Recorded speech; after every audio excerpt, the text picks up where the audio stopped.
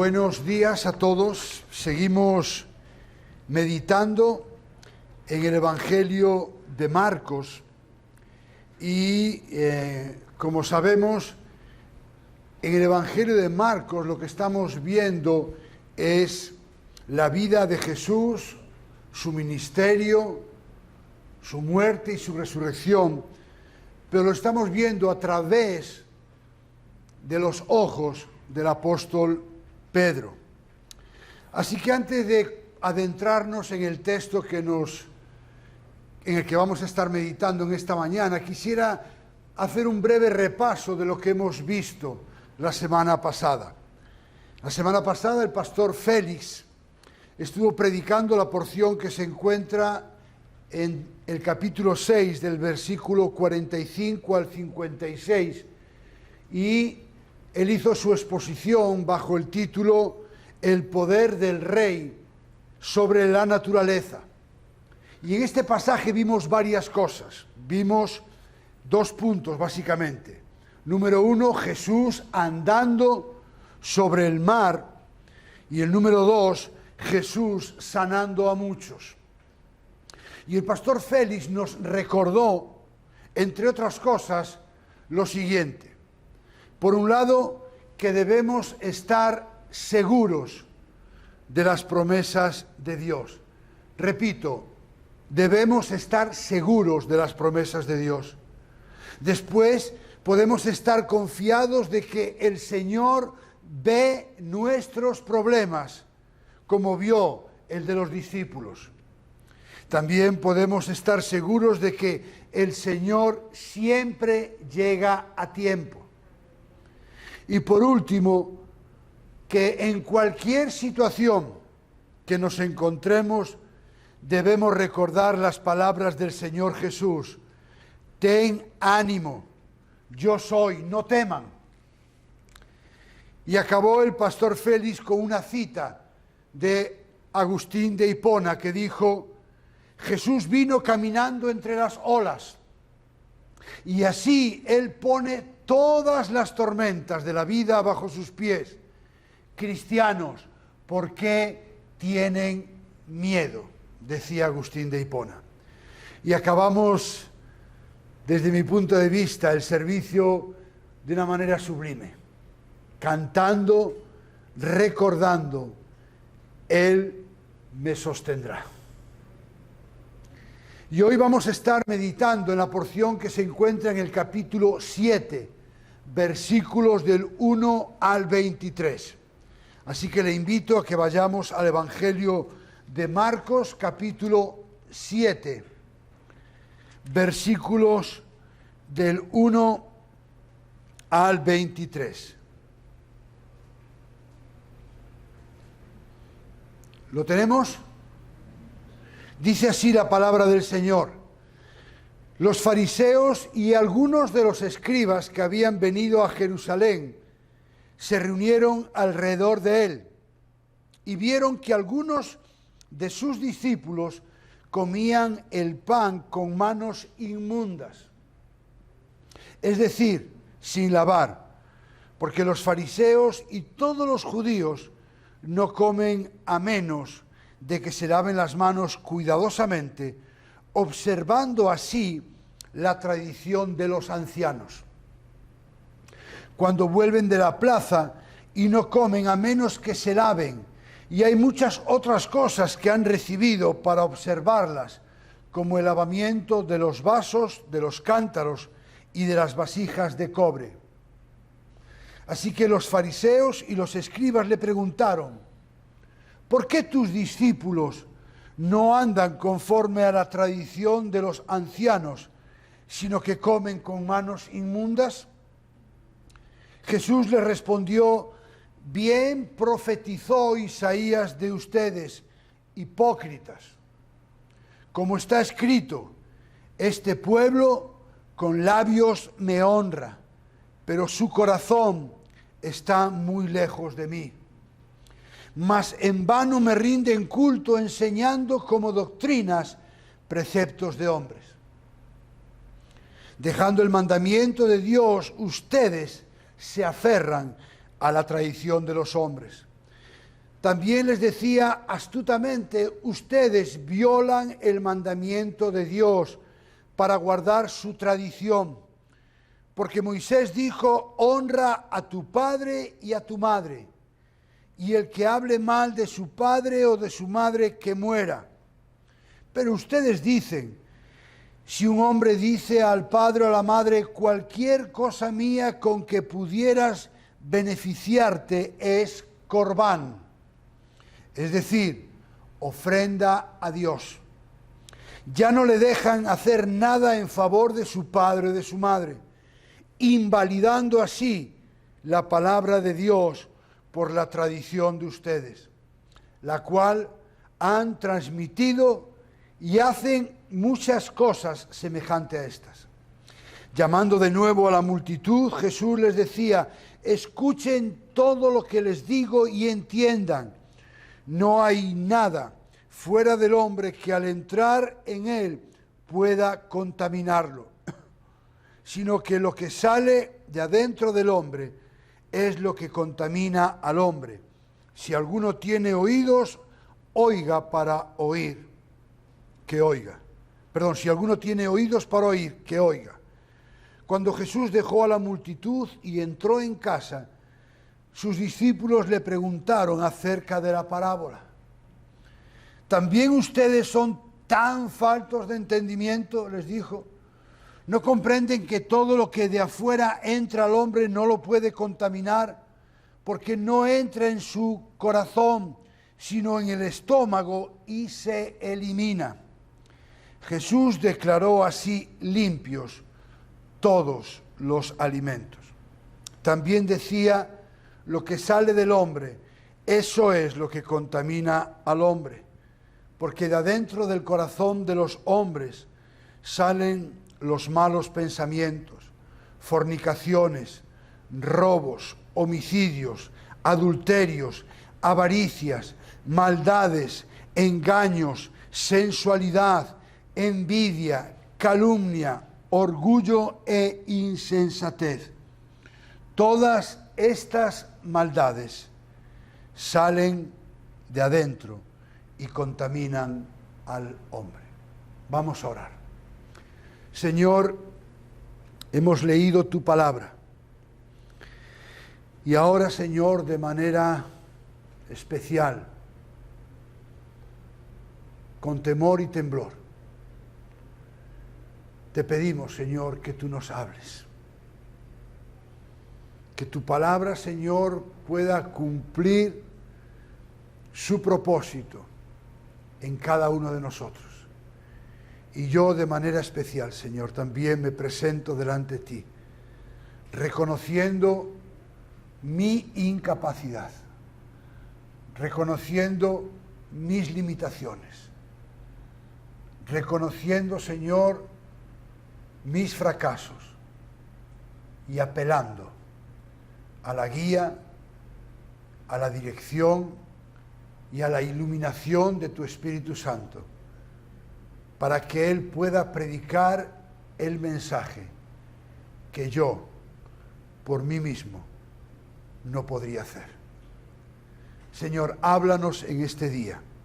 Te lo pedimos en el nombre de Jesús. Amén y amén. Hemos titulado en esta mañana el mensaje, la respuesta del rey a los religiosos. Y vamos a estar viendo dos puntos. El primero de ellos es mandamientos de Dios versus tradiciones de los hombres. Y el segundo punto, vamos a ver qué es lo que contamina al hombre.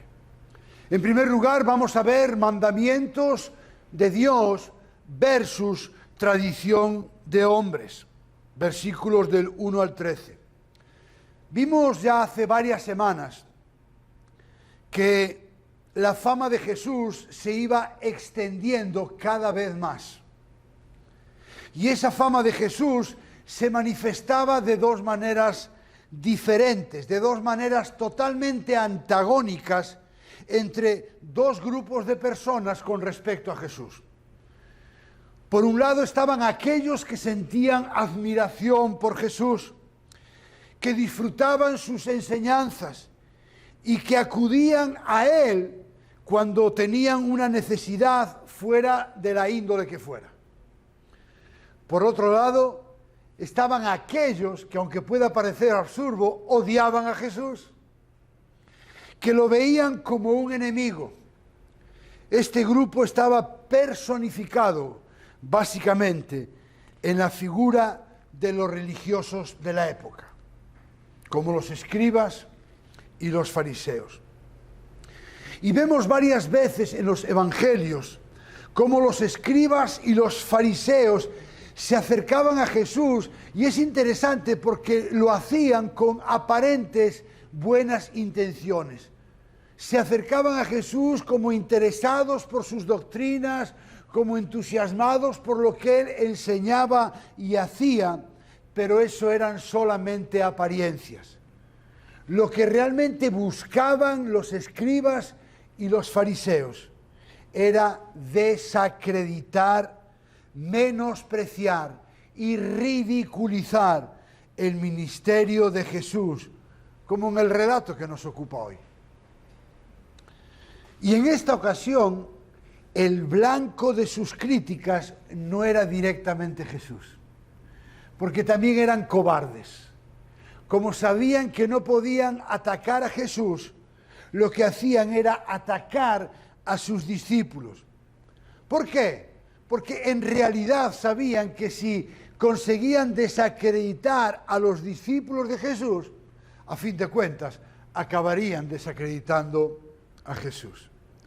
Y no sé si al pastor Félix le ha ocurrido, pero a mí me ha ocurrido.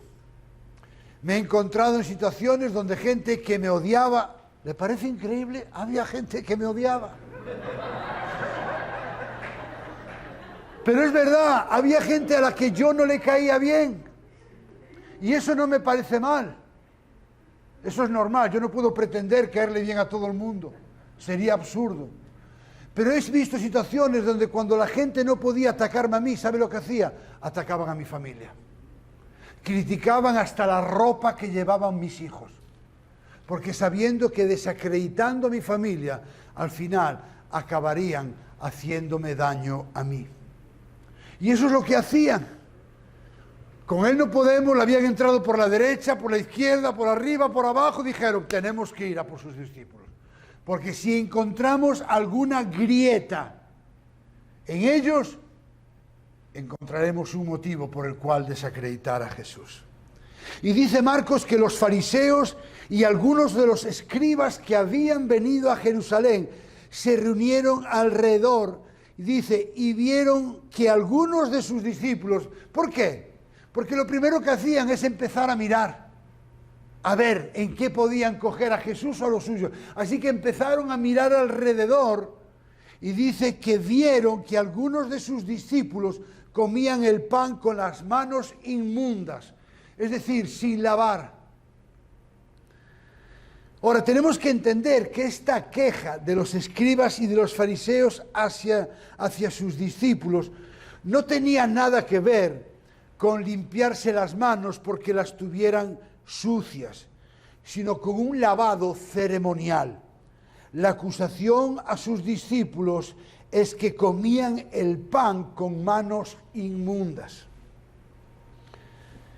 Los discípulos de Jesús estaban siendo acusados de que no habían sido sus manos lavadas ceremonialmente, y por lo tanto, al no haberlas lavado de esa manera ritual y ceremonial, no se habían apartado de la deshonra asociada con haber tocado algo profano. Ahora, ¿qué era este lavamiento ceremonial? John MacArthur lo explica de la siguiente manera.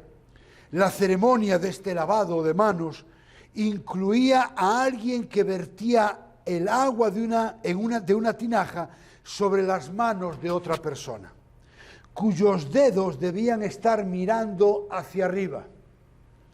A medida que el agua avanzaba a las muñecas, las personas podían pasar al siguiente paso, en el cual debían iniciar el procedimiento inicial o repetirlo, pero ahora con los dedos mirando hacia abajo.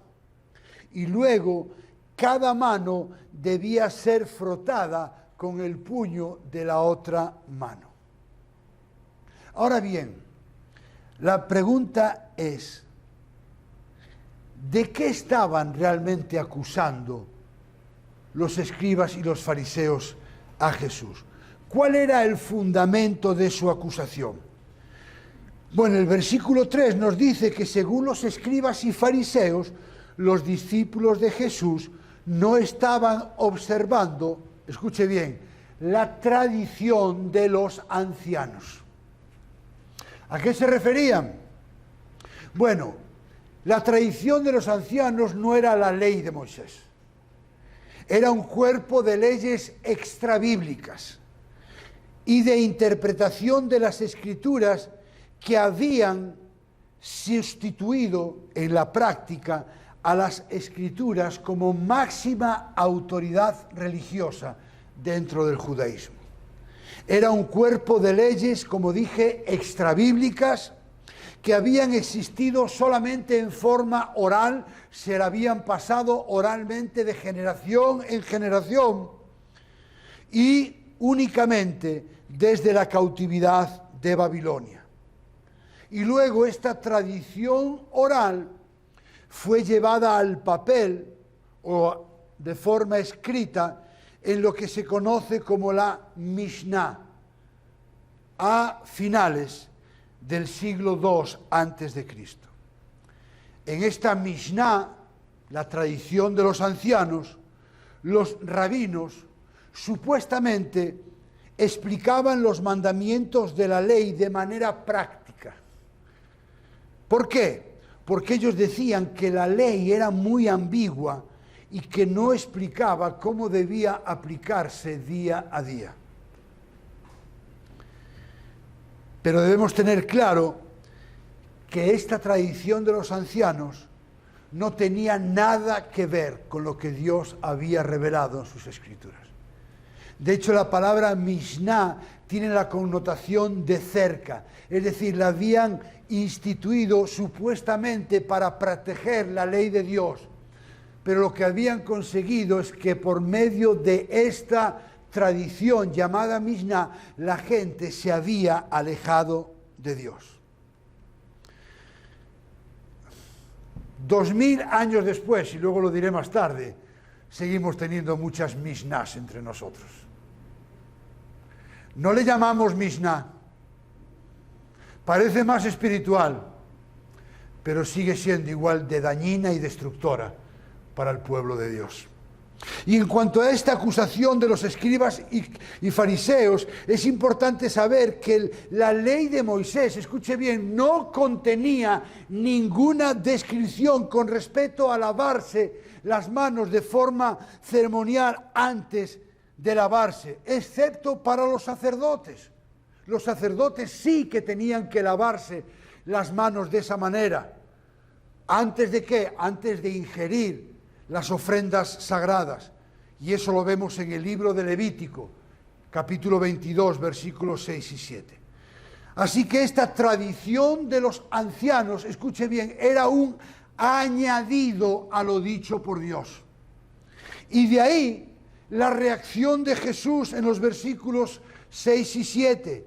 Jesús le respondió: bien profetizó Isaías de ustedes, hipócritas. Como está escrito, este pueblo con labios me honra, pero su corazón está lejos de mí. Mas en vano me rinden culto, enseñando como doctrinas preceptos de hombres. Dejando el mandamiento de Dios, ustedes se aferran a la tradición de los hombres. En primer lugar, les llama hipócritas, como bien leyó el pastor Félix cuando les llamó también sepulcros blanqueados. En un principio, hipócrita o un hipócrita podría ser un intérprete de sueños, un orador, un recitador de poesía o un actor. Es decir, a un actor se le llamaba un hipócrita. Es decir, alguien que estaba actuando, que estaba, digamos, jugando un papel que no se correspondía con la realidad. Después, la palabra hipócrita adquirió la connotación negativa de simulación, duplicidad o incluso falsedad. Es decir, un hipócrita era alguien cuya apariencia exterior era muy distinta de su realidad interior. Repito, un hipócrita era aquel o es aquel cuya apariencia exterior es totalmente distinta de su realidad interior. Y eso se relaciona con las palabras citadas por Jesús en Isaías 29:3, donde Jesús les acusa de varias cosas. Número 1, honraban a Dios solo de labios. Y ahí podemos caer cada uno de nosotros. Venimos los domingos al culto, alabamos al Señor, cerramos nuestros ojitos, incluso se nos ponen en blanco a veces para parecer más espirituales. Pero es algo de labios solo. Y Jesús, escuche bien, conoce los corazones, conoce y sabe cómo usted y yo estamos alabando cuando venimos aquí el domingo. Porque ellos le honraban solo de labios, pero dice que su corazón estaba lejos de Dios. Hay gente que está muy cerca de la iglesia y muy lejos de Dios. Ellos estaban lejos de Dios. Su adoración era vana, dice, más en vano me rinden culto. Es decir, su adoración era vacía, sin sentido, sin significado. Y después les dice que enseñaban preceptos de hombres como si fueran la palabra de Dios. Habían hecho de tradiciones humanas algo comparado a la misma palabra de Dios. Y como resumen de todo lo anterior, les dice en el versículo 8, dejando el mandamiento de Dios, ustedes se aferran a la tradición de los hombres. Y hermanos, en nuestro mundo evangélico sigue ocurriendo lo mismo.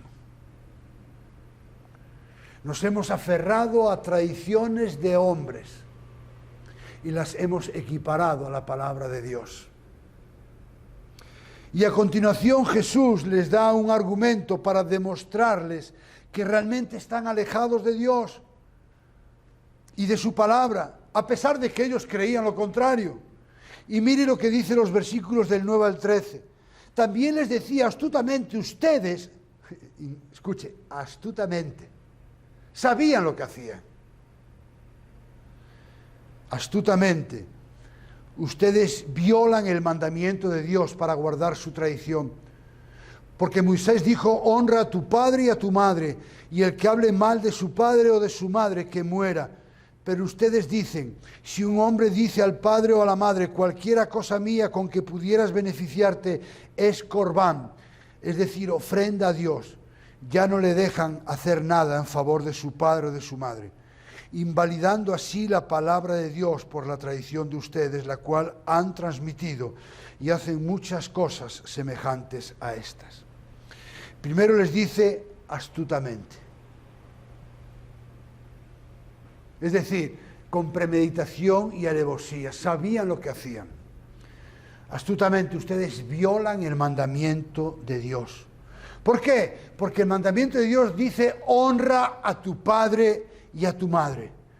Pero ustedes dicen, si un hombre dice al padre o a la madre, cualquier cosa mía con que pudieras beneficiarte es corbán, es decir, ofrenda a Dios, ya no le dejan hacer nada en favor de su padre o de su madre. Ahora vamos a entender el contexto. ¿Qué es corbán? ¿A qué se está refiriendo Jesús? Bueno, corbán era una ofrenda designada especialmente para Dios, y que por lo tanto estaba prohibido utilizarla para cualquier otra cosa. Jesús se refirió a algunos que de alguna manera errónea y deliberada evitaban proveerles a sus padres el cuidado necesario, declarando que el dinero o los elementos que podían proporcionar dicho cuidado eran corbán. Es decir, había un dinero con el que ellos podían cuidar de sus papás y decían corbán. Así que los escribas y los fariseos decían, un voto es un voto. Si has dicho corbán, eso ya no puedes utilizarlo para ninguna otra cosa. Así que en consecuencia lo que comenzó siendo un acto religioso de ofrenda, finalmente se convirtió en una maldición cuando se les negaban los beneficios a los propios padres. ¿Qué pensarían ustedes de mí como pastor? Pastor Félix no sé, pero de mí. Si ustedes viene alguien y me dice, bueno, yo tengo un dinero, pero mis papás están muy delicados de salud y este dinero es para cuidarlos y yo sé que este dinero voy a poder cuidarlos, pero también quiero ofrendar a Dios. Y dije, no, Dios es lo primero, hermano. ¿Ustedes qué pensarían de mí? Díganlo, usted es un miserable. Eso es en lo que se habían convertido los escribas y los fariseos, en unos miserables. Porque aun cuando debemos ofrendar para la obra de Dios, no podemos olvidar los mandamientos que Dios, que dice, honra a tu padre y a tu madre. ¿Y cuál es el problema?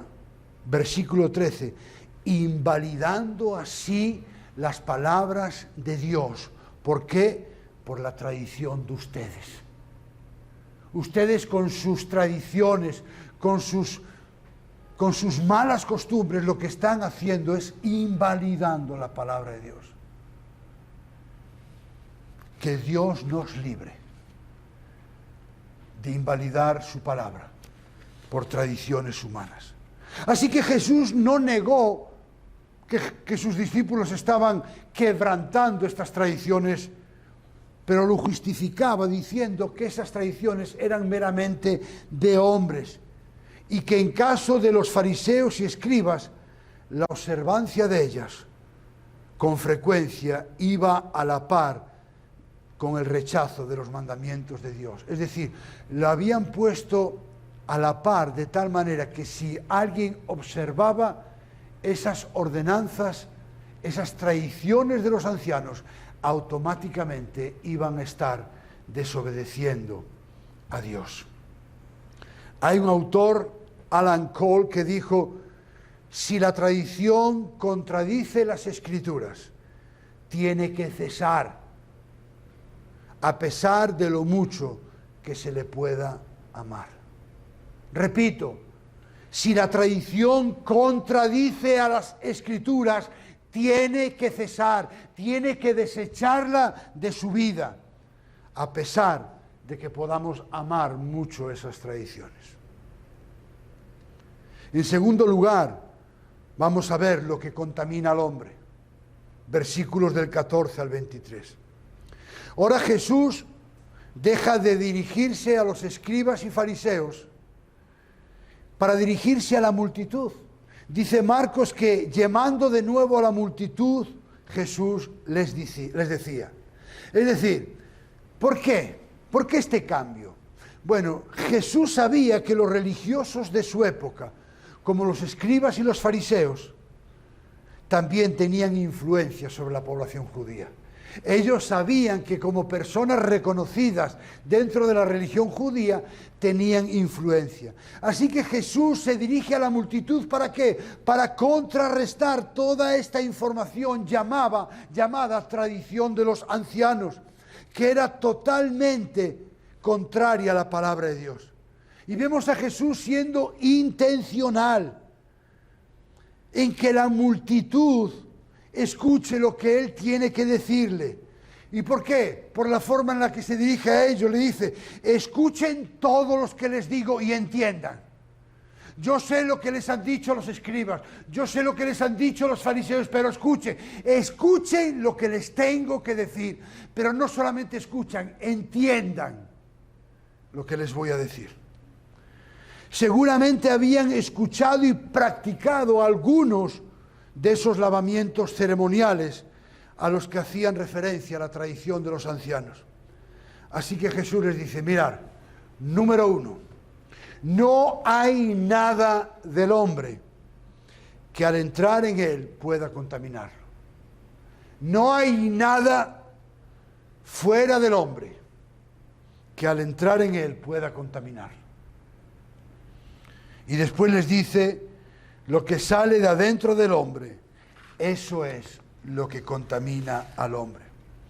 Jesús aprovechó la oportunidad para explicar a la multitud que la verdadera naturaleza de la contaminación no era ritual. Uno no se contaminaba espiritualmente por llevar a cabo rituales de lavamientos, sino que el problema era moral, era lo que brotaba del interior del hombre y no del exterior, como estaban enseñando los fariseos. Y en los versículos 17 al 19 vemos cómo los discípulos le piden explicación, que le explique lo que acaba de decir.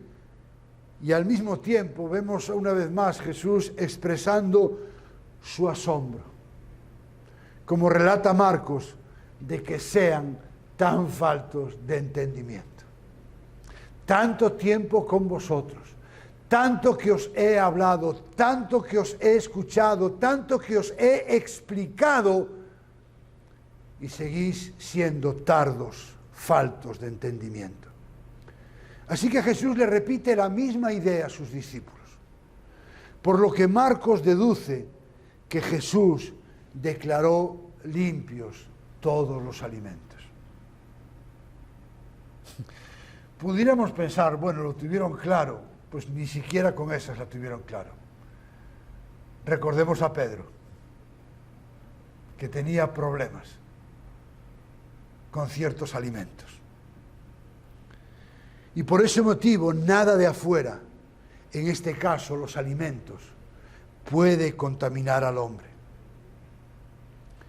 Y en los versículos del 20 al 23, Jesús explica de forma pormenorizada esta idea, explicando una vez más que lo que contamina al hombre es lo que sale de él y no lo que entra. Perdón, porque lo que entra, como él dijo, va al estómago y lo echamos. Así que eso no puede contaminar al hombre. Jesús mostró que el corazón, también diríamos la mente, es la fuente de contaminación, y él presentó una lista sobria de las cosas terribles que pueden salir de nosotros. Escuche, no entrar, salir de nosotros. Y Jesús habló de malos pensamientos, fornicaciones, robos, homicidios, adulterios, avaricias, maldades, engaños, sensualidad, envidia, calumnia, orgullo e insensatez. Y Jesús acaba diciendo, todas estas maldades de adentro salen y contaminan al hombre. Un comentarista dice que el pecado es una enfermedad del corazón, no un mal de la piel. El pecado es una enfermedad del corazón, no un mal de la piel. Quisiera ir concluyendo y que pudiéramos ver el contraste que hay entre las tradiciones humanas y la verdad eterna de Dios. Las tradiciones humanas se preocupan solamente de las formas externas, mientras que la verdad eterna de Dios está enfocada en la fe, en la vida interna, interior de los hijos e hijas de Dios. Las tradiciones humanas nos esclavizan, pero la verdad eterna de Dios trae libertad. Conoceréis la verdad y seréis verdaderamente libres.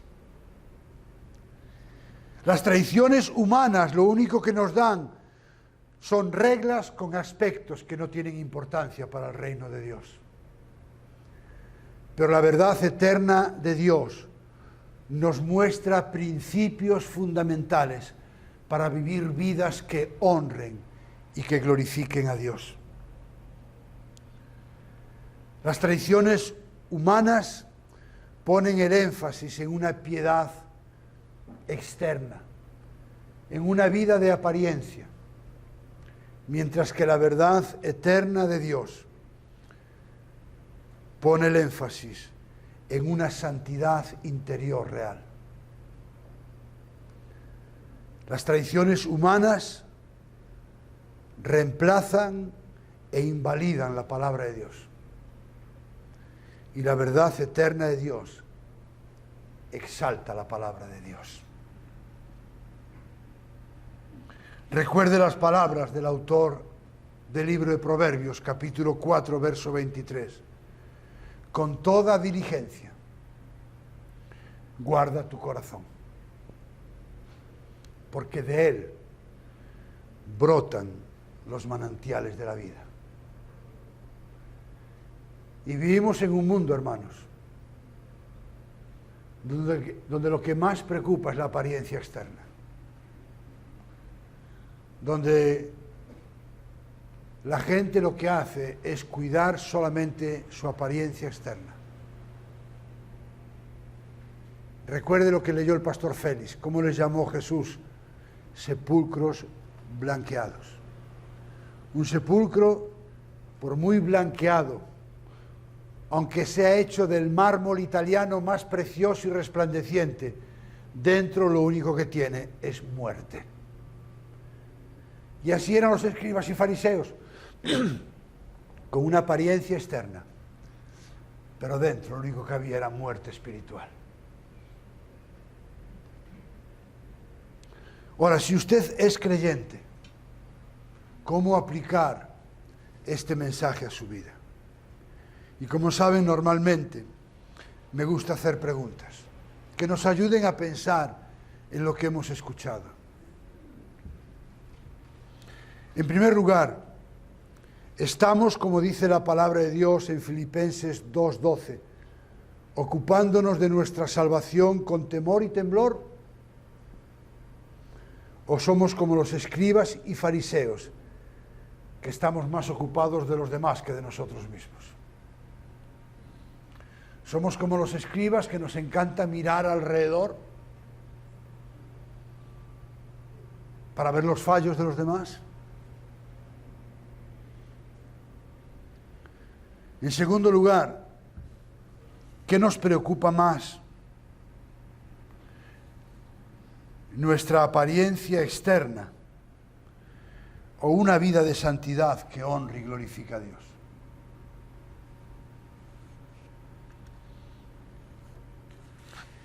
Número 3. ¿Hemos permitido que las tradiciones religiosas sean más importantes para nosotros que la palabra de Dios? Y yo se lo dije hace un momento. Han pasado 2000 años y el corazón de los creyentes sigue siendo el mismo. Nos creemos mejores que otros porque tenemos buena teología. Bueno, yo soy reformado. Y al final, ¿sabe de qué se trata? Yo, mí, conmigo. Y cada vez que usted le pone un apellido a su vida espiritual, eso quiere decir que se trata más de usted que de Dios. Y muchas veces nos hemos aferrado a tradiciones y a creencias que no son malas en sí mismo, pero que no pueden invalidar la palabra de Dios. Por muy sana doctrina que tengamos, tenemos que ser cuidadosos. Y lo hemos visto. Hace años, introducir una guitarra en un culto cristiano era un sacrilegio, porque había una tradición que le impedía. Ahora tenemos tradiciones de vestimenta. No se puede vestir de manera. Lo que hay que vestir es de manera que honre y glorifica a Dios. No poner el énfasis donde la palabra de Dios no lo pone. Y a veces perdemos el tiempo en situaciones que realmente no edifican la iglesia. Y vemos batallas en las redes sociales. El otro día, yo no tengo Facebook, pero mi esposa me enseñó una batalla ahí que empezó no sé quién y la acabó no sé cuándo. Y pim, pam, pam, pam. Hermanos, ¿creemos que realmente eso glorifica a Dios? A veces estamos más interesados en tener razón que en glorificar a Dios. A veces estamos más interesados en ganar que en de honrar a Dios. Y aquí ni usted y yo tenemos que ganar nada. Toda la gloria, toda la honra y todo el honor es para Dios. Así que yo le pido que sea honesto. ¿Hay alguna tradición, algo que pueda invalidar la palabra de Dios? Cosas a las que usted le haya dado más importancia que la palabra de Dios. Hace algunos años, mi esposa y yo fuimos a una iglesia y yo, ignorante de mí, no es que sea mucho menos ignorante ahora, pero en aquella época era muy ignorante. Y yo vengo de una iglesia donde me convertí, donde yo pensaba que estaba el cielo y después mi iglesia. Todo lo demás era casi carnal. Así que yo me convertí en una iglesia, ¿verdad?, donde pues bueno, teníamos un estilo de alabanza, ¿verdad? Y recuerdo que pues me conocen, yo soy expresivo, me gusta levantar las manos, tocar palmas, yo soy expresivo. No tiene que ver con mi espiritualidad, tiene que ver con mi expresividad. No, porque a veces creemos que cuanto más expresivo uno, es más espiritual. Alguien dijo que a la carne le encanta disfrazarse de espiritual. Pero así yo llegué al seminario, ¿verdad? Recuerden, mi iglesia, el top. Así que, como estudiante del seminario, vamos a colaborar con una iglesia. Cuando yo entré y escuché el tiempo de alabanza, yo dije, Dios mío, ¿esto qué es? ¿Qué es esto? Solo cantaban himnos. No tenían instrumento, ¿verdad? Bueno, tenía una hermana que tocaba la guitarra. Fíjese, yo no toco la guitarra y la toco mejor que ella. Y yo no la toco. O sea, yo no toco la guitarra y la toco mejor que ella. O sea, imagínese. Entonces, era algo que yo dije, y entonces adopté una actitud crítica. Claro, la gente muy formal, los servicios, ¿verdad? Entonces yo en una conversación con Elena, yo le dije a Elena, bueno, mira, yo lo que quiero es, ¿qué forma? Sacar textos fuera de contexto. Yo dije, donde está el Espíritu del Señor, ahí hay libertad. Ahí lo lancé. Y yo dije, así que si yo si quiero levantar las manos, tocar palmas, yo lo voy a hacer. Y mi esposa, que es bastante más sabia que yo, me dijo, no puedes hacer eso. Por amor a ellos. Porque no hay solo una forma de adorar a Dios. Y yo iba para predicar el Evangelio, y miren cómo es Dios. Ningún estudiante podría estar más de un año en la misma iglesia, colaborando. ¿Qué sentido del humor tiene Dios? A mí me tuvo 2 años en esa iglesia, Dios. Ningún estudiante en la historia del seminario ha estado 2 años en una iglesia. Yo. ¿Para qué? Para que aprendiera la lección. Porque yo había creído que lo que se hacía en mi iglesia estaba por encima de la palabra de Dios. Y descubrí de forma maravillosa que no hace falta tocar palmas para alabar a Dios, que no hace falta levantar manos para adorar a Dios, que lo único que pide Dios es que sea en espíritu y en verdad. Y muchas veces hemos legislado, hemos elevado al mismo nivel de las Escrituras algo que tiene que ver con nuestro propio egocentrismo, nuestras propias opiniones, nuestros gustos y nuestras apetencias. Así que yo le pido que medite en eso. Ahora, si usted no es creyente, aquí o a través de las redes sociales, a lo mejor está intentando ganarse el favor de Dios por medio de las buenas obras. O incluso ha pensado que tener un lenguaje medianamente religioso, asistir a una iglesia y cumplir con ciertas normas, ¿usted cree que eso le puede dar acceso a Dios? Lamento decirle que no.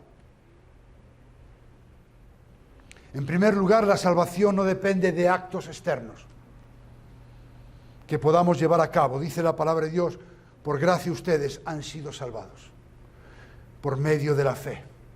Por gracia, regalo inmerecido, es por medio de la fe, no por nada que nosotros podamos hacer. Y dice, y esto no es de vosotros, es don de Dios, no por obras, para que nadie se gloríe. La salvación, como he dicho, es por gracia, un regalo inmerecido, pero que requiere que usted, en primer lugar, se arrepienta de sus pecados y crea en Jesús como su Señor y como su Salvador.